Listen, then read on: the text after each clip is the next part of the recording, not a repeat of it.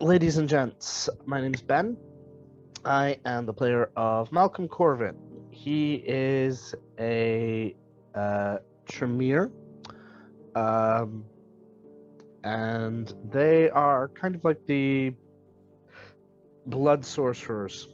They're magicians, basically. The mystic vampires. They're not the only ones who perform it, but it's a core aspect of their identity. Is what they tend to focus on. He's a data analyst. He's an intelligence analyst, and he was basically sired because of his, let's go with academic verve. He's a consensualist, so he will generally get consent, though not necessarily fully informed consent from those he feeds from. Blood play is a thing.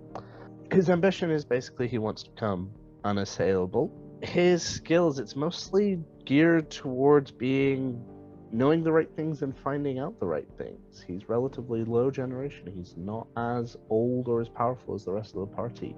He's frequently ends up being the wild card in the group more than anything else. He does what other people aren't expecting, and he brings up things from out of left field. Bringing back to the Tremere actually cannot bind, or cannot be bound, or create bindings of blood, because vampire blood is normally very addictive. After he was embraced, he maintained a couple of relationships, specifically with his best friends, who was college friends, forensic chemist, and she was one of his information points. She would do odd work for him. He would do odd work for her. He has a ghoul who is based on one of my favorite models called Rose Ivory, and he loves her. He is utterly dedicated to her protection and well-being, which is rather skewed relationship for ghoul and vampire. The things he tends to take seriously, though his convictions, is his word is his bond.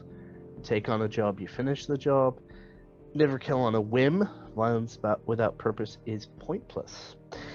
Moving on to what he can physically do powers-wise.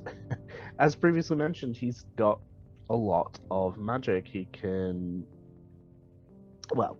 make wards against ghouls. He can manipulate blood. And he can also gain more information about blood through his understanding of vampire blood and blood in general.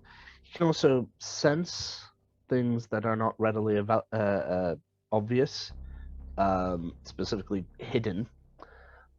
He can also do the Jedi see into the future shtick, though that doesn't get used very often. Mostly because it's not something you want to do on a whim, unless you have a desperate urge to be whacked over the head. Later on, he learns the wonderful ability to hide, specifically not make a sound.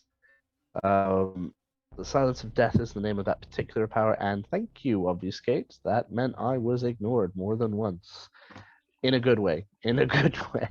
He's quite well off. One of the key traumas in his life, he did watch his mother get beaten to death by a home invader, but they never found the killer.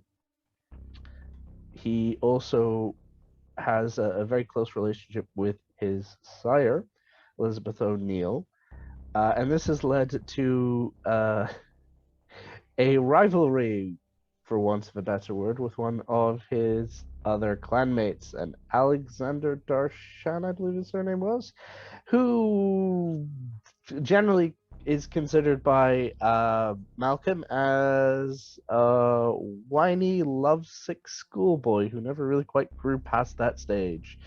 He's William the Bloody without the charm. Later on, he does a lot of things that I don't think anyone really expected.